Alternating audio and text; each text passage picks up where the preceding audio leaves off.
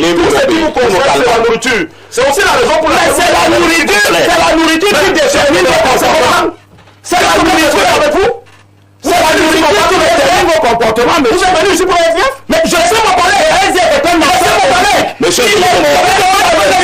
Monsieur, vous le contacterez. Monsieur mon collègue. Calmons-nous. Vous avez fait le bruit sur le bateau. Non, mais non de bruit en disant des bêtises. Monsieur Limilobé, nous nous calmons. Je reprends la parole. Monsieur Limilobé. Monsieur Limilobé, nous nous calmons. Nous sommes là pour un débat. Monsieur Limilobé. Et l'argent de la prorogation, on vous a compris. Nous n'avons pas compris. Nous allons passer la parole au professeur. Si je ne suis pas d'accord, je sors de l'Assemblée. Voilà. Si je ne suis pas d'accord, je quitte le mandat. On vous a compris. Vous l'avez écrit. Je ne vous ai pas compris. Votre problème c'est quoi? Mais moi je vous ai de la civilité pour m'entendre. Mais je vous laisse même être civilisé pour dire des bêtises.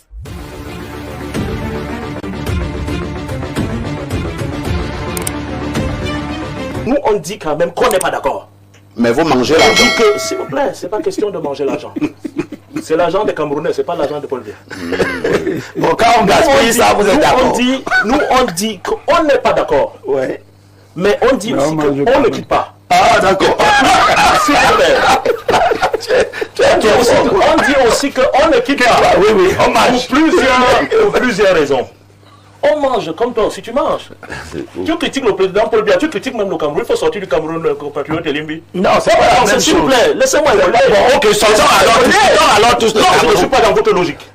Mais vous critiquez et vous restez là pourquoi? Vous me demandez de quitter mon pays. Moi, je n'ai pas un autre pays. Laissez-moi évoluer. Allez, c'est déjà terminé. Allons-y. Mais si vous avez des arguments comme ça, c'est que ça va.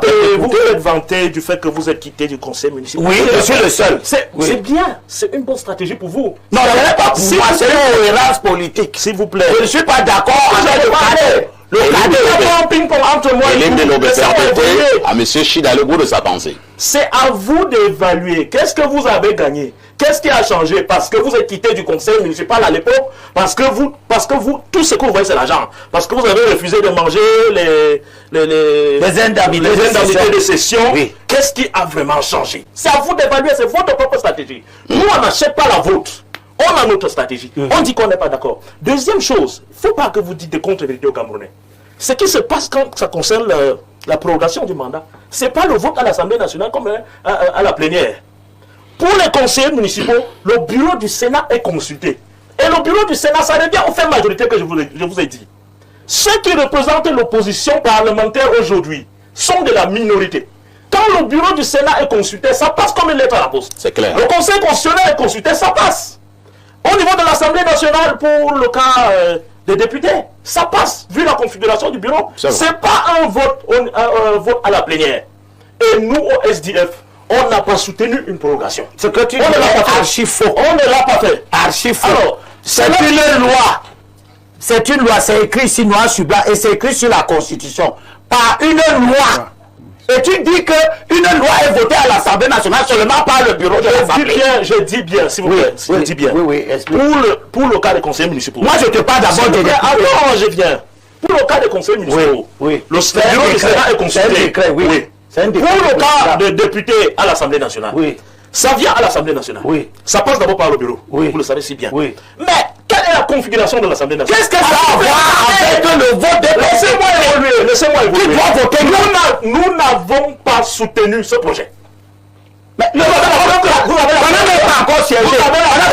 S'il vous plaît, vous avez la preuve que l'honorable Joshua, aussi président national du SDF, avait voté cette prorogation. Vous avez passé la première prorogation, oui, celle qui est passée. Vous avez la preuve qu'on a voté? Mais vous avez voté non? Non.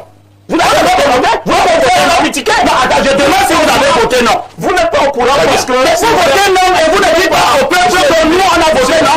Monsieur Limbi, vous n'avez pas la parole. Vous consommez mon temps. Vous avez voté une question qui est d'ailleurs...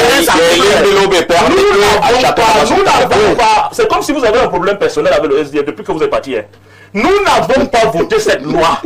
Nous avons plutôt sorti une position claire pour contester la prorogation, signée par le président national. Vous n'êtes pas au courant parce que, à cause de vos problèmes avec je vous demande si vous avez voté ou si vous n'avez pas voté. Je dis qu'est-ce que vous avez voté au Parlement. On ne l'a pas voté. On ne l'a pas voté et on a sorti une position claire contre cette prorogation. Oui. Je crois que ce débat doit s'arrêter. S'il ne peut pas s'arrêter, c'est pas vous qui vous avez donc voté fort. Vous avez voté contre. Et les effets de son vote-là, vous les recevez.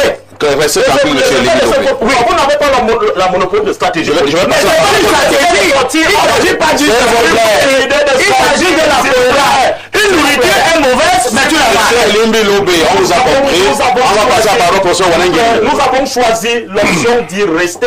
Oui, c'est de continuer à manger la mauvaise nourriture. C'est votre stratégie, on a compris. Vous prenez l'Allemagne, vous prenez l'Italie, Andorre, Monaco, tous, l'Angleterre. Donc, c'est un mauvais régime. Il est mauvais dans son essence et dans sa quintessence.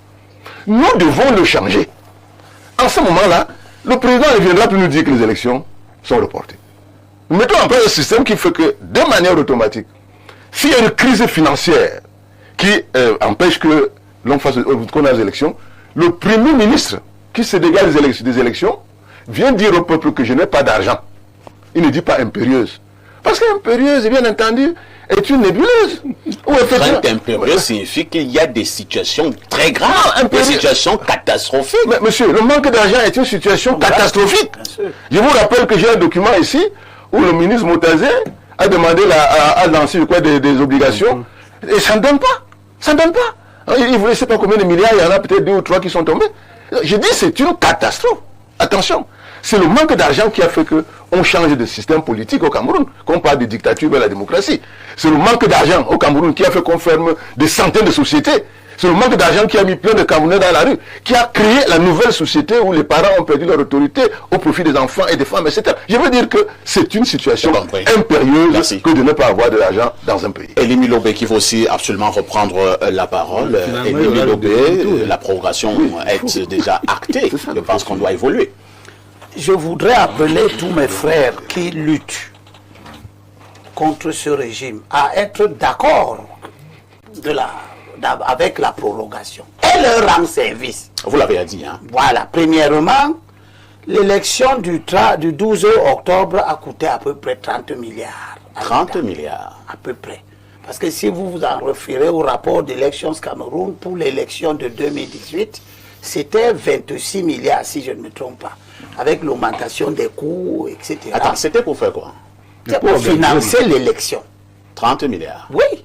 C'est pas grand-chose. Hein. C'est pour financer l'élection. Joseph Marie, vous êtes sérieux? C'est pas grand-chose. Tu as évoqué quelque chose. C'est pas grand-chose. Que nous ne prenons pas beaucoup en considération. S'il y a 20 candidats, il y a 20 types de bulletins. Bien sûr. Donc la prolifération des candidatures là impacte sur le coût de l'élection. Absolument. On ne prend pas ça au C'est le sérieux. même régime qui refuse justement le bulletin unique. Oui, et qui malheureusement. ferait en sorte que, attendez, Tu as raison, il a raison, il ferait en sorte que nous n'arrivions plus à 30 milliards. Il a raison. Vous voyez donc on n'a pas de problème d'argent. Attends, je vous regarde. déjà compris. Je très parfaitement compris. Si nous avons le problème d'argent, comment on refuse de prendre la voie, on va dépenser moins. Je suis d'accord. Tu dis, on peut réaliser déjà des économies sur le bulletin nombre unique de bulletins. Oui. Si on fait un bulletin unique, D'abord, on va dépenser moins d'argent et il y aura plus de transparence. on va, oui. Ce n'est pas Mais là, nous refusons. Cette lutte-là, nous la menons depuis 90. On n'a pas été compris. Donc maintenant, je dis simplement que l'élection nous coûte 30 milliards. 30 milliards. Bulletin unique ou sans bulletin unique, elle nous coûte 30 C'est milliards. que ça a coûté. On vient de dépenser ça en octobre. Immédiatement, nous sommes entrés aux élections régionales. Elles ne coûtent pas 30 milliards, mais elles vont coûter une dizaine de milliards. Puis, on sort de là, on va entrer en février à une élection municipale, un double scrutin, qui coûte autant. Donc l'argument financier est un argument important. Le trésor public a besoin de respirer pour pouvoir aller aux élections qui suivent. C'est un argument que nous ne devons pas éluder. Quel que soit celui qui sera au pouvoir demain, Ça sera la même chose. Il aura ces mêmes contraintes. Alors, Dieudonné Chi, il y a Elimi Lobé qui semblait coincer votre chairman tout à l'heure. Il disait que mais, pour être véritablement en phase avec ses positions, avec ses critiques, si vous n'êtes pas d'accord, pourquoi, un, vous ne refusez pas de voter, et deux, pourquoi vous ne démissionnez pas? Alors, Joshua, il démissionne dans quelques jours à l'Assemblée.